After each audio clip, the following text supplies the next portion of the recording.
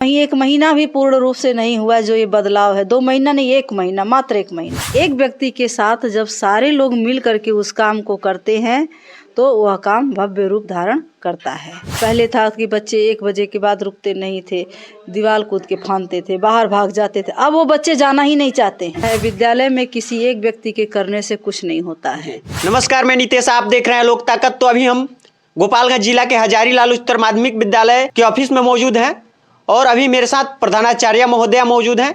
इनसे तमाम सारी मुद्दे पे बात करेंगे, इसलिए क्योंकि इस विद्यालय में हम इसके पहले भी आए थे, लेकिन इस विद्यालय का जो विकास है वो उतना विकसित नहीं हो पाया था, उतना बेहतर ढंग से नहीं था।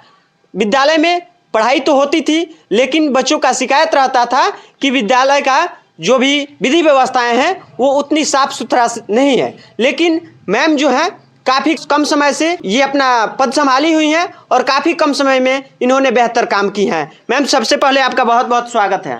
धन्यवाद। मैम, सबसे पहले मेरा आपसे यही प्रश्न रहेगा कि आप इतने कम समय में अपने विद्यालय को इतना भव्य रूप से सजाने का और सुंदर रूप देने का कैसे कार्य की? देखिए, किसी भी विद्यालय हो या घर हो, उसकी साफ सफाई या उसकी सुंदरता या उसकी सजावट किसी एक व्यक्ति पर निर्भर नहीं होती है। जब तक कि घर में सारे सदस्य ने उसको सजाना संवारना साफ सफाई का ध्यान रखें। और उसी तरह से विद्यालय होता है, विद्यालय में किसी एक व्यक्ति के करने से कुछ नहीं होता है। उसके ये है कि एक व्यक्ति के साथ जब सारे लोग मिल करके उस काम को करते हैं तो वह काम भव्य रूप धारण करता है। तो मैंने अकेले कुछ नहीं किया है, मेरे साथ मेरे सहायक सारे शिक्षक बंधु भाई जितने हैं हमारे सहकर्मी, ये सारे लोगों का आइडिया था। यही लोग कहे कि ऐसे ऐसे किया जाए, ऐसे हो। और हमारे विद्यालय में बहुत अच्छे अच्छे लोग हैं। ललित कला के ललित सर जी हैं, इतने अच्छे हैं, उन्होंने भारत का नक्शा बनाया। और मुकुल शर्मा सर हैं, वो इतने अच्छे हैं, उन्होंने नए नए आइडियाज़ खोज के लाए हैं।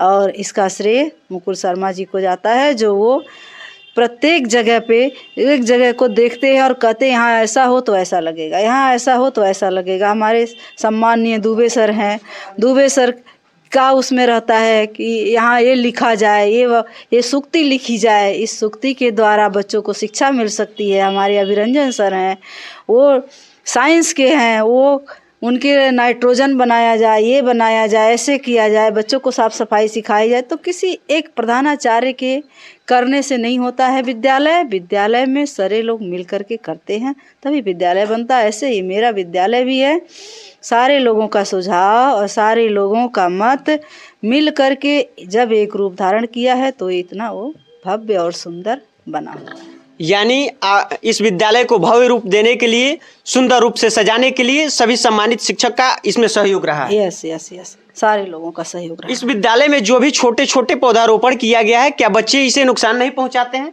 नहीं, बिल्कुल नहीं पहुंचाएंगे। बच्चे को अगर आप छूट दे देते हैं तो बच्चे उद्दंड होते हैं, लेकिन बच्चों के पढ़ाई के साथ साथ उनके ऊपर अंकुश लगाना भी जरूरी होता है। उनको अंकुश का, उन्हें साफ सफाई का, अनुशासन का, सबका ज्ञान देना भी हमारे ही द्वारा होता है, जो कि अभिभावक करते हैं घर में।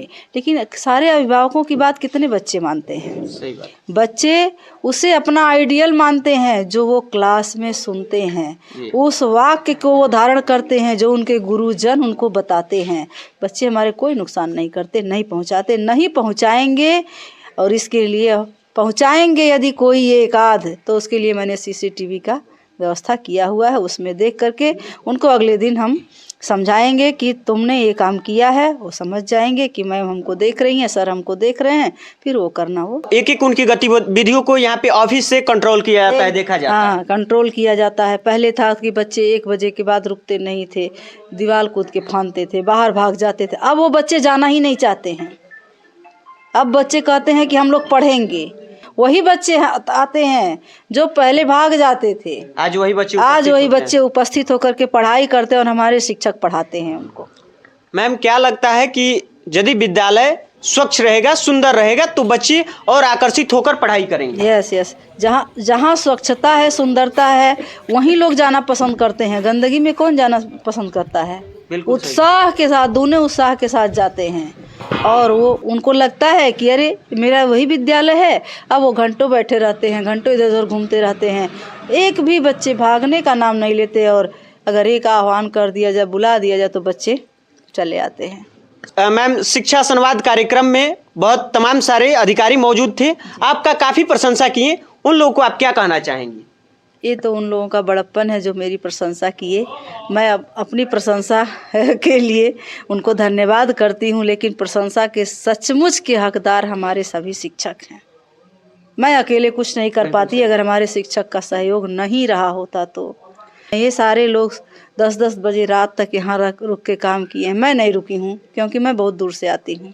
10-10 बजे रात तक रुक करके जग करके यहाँ के तमाम शिक्षक कार्य किए हुए हैं। यस, तमाम शिक्षक कार्य किए हैं। तब एक महीने के अंदर एक महीना भी पूर्ण रूप से नहीं हुआ जो ये बदलाव है। 2 महीना नहीं, 1 महीना, मात्र 1 महीना। 1 महीना में इतना बदलाव आप करके दिखाई हैं। करके दिखाए, हम नहीं करके दिखाए। इसका श्रेय मुझे नहीं जाता है, सबको जाता है। मैंने कुछ जो भी सम्मानित सभी शिक्षक हैं, सहयोगी सम्मानित शिक्षक मेरे सारे शिक्षकों को जाता है। मैं कहाँ रुकी, मैं तो आती हूँ, जाती हूँ, बहुत दूर से आती हूँ। क्या लगता है कि मैम, जो प्राइवेट विद्यालय हैं, जो बच्चों के मन में सोच है, गार्जियन के मन में जो सोच है कि प्राइवेट स्कूल में पढ़ेंगे तभी बच्चा बेहतर कर पाएंगे, तो इस सोच को इस सोच को मिटा देना। क्योंकि मैं भी एक ऐसी शिक्षण संस्था से आती हूँ, सैनिक स्कूल जी। सैनिक स्कूल भी तो सरकारी ही है जी। क्यों? वहाँ पढ़ने के लिए बच्चे रात भर जा करके अभिभावक उसका एंट्रेंस एग्जाम दिलवाता है जी। कि हमारा बच्चा इसमें पास हो जाए। वही अभिभावक है जो इस विद्यालय में भेजना नहीं चाहता है गवर्नमेंट के। क्यों? आखिर उसको उसकी सोच को बदलना है और उसके लिए प्रयास करते रहना है कि हम उसको कुछ उस ढंग पर लाएं, बच्चों को इतना दें कि उनको कॉन्वेंट स्कूल में जाने की ज़रूरत ना पड़े। इस विद्यालय में आने के बाद दिल्ली का केजरीवाल मॉडल भी फेल है, और भी बहुत ऐसे विद्यालय हैं अपने गोपालगंज जिला में ही, जिस विद्यालय में जाने के बाद मुझे ये लगता है कि दिल्ली का केजरीवाल मॉडल भी इस विद्यालय के सामने और इस सम्मानित शिक्षक के सामने दिल्ली का केजरीवाल मॉडल भी फेल है। और भी कुछ ऐसे विद्यालय जो बचे हुए हैं, थोड़ा से तबके पिछड़े गांव से आते हैं, जहां पे उतना विकास विद्यालय का नहीं हो पाया है, वहां पे उतने बेहतर ढंग से अभी शिक्षा नहीं दे पाते हैं शिक्षक, उनको आप क्या संदेश देना चाहेंगी? ऐसे ही हमारे समाज के सभी सम्मानित शिक्षक गुरु ही हैं, लेकिन वे उनके चाहने भर से नहीं होता है। बच्चे को भी चाहना पड़ेगा, अभिभावक को भी चाहना पड़ेगा, सबकी चाह जब एक होगी तब वो आगे फल देगा। सबको मिलकर सपोर्ट करना होगा, तभी विकसित हो सकता है, बेहतर हो सकता है।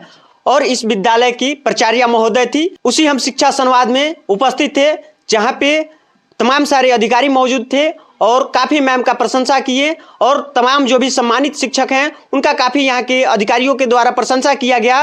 और जो भी ग्रामीण लोग थे, जो भी गार्जियन आए थे, वो यहाँ के तमाम शिक्षक का बहुत ही शुक्रगुजार किए और तमाम ही ज़्यादा शिक्षकों का प्रशंसा किए। और मुझे इस विद्यालय में आने के बाद बहुत खुशी हुई, और मुझे ये आशा और विश्वास है कि यदि ये विद्यालय बेहतर हो सकता है तो बिहार का एक सरकारी विद्यालय बेहतर हो सकता है। क्या मैडम? यस, एक विद्यालय बेहतर हो सकता है। बस उसके लिए हमको अपने अंदर इच्छा शक्ति जगा करके दृढ़ निश्चय करना पड़ेगा कि हमें परिवर्तन लाना है।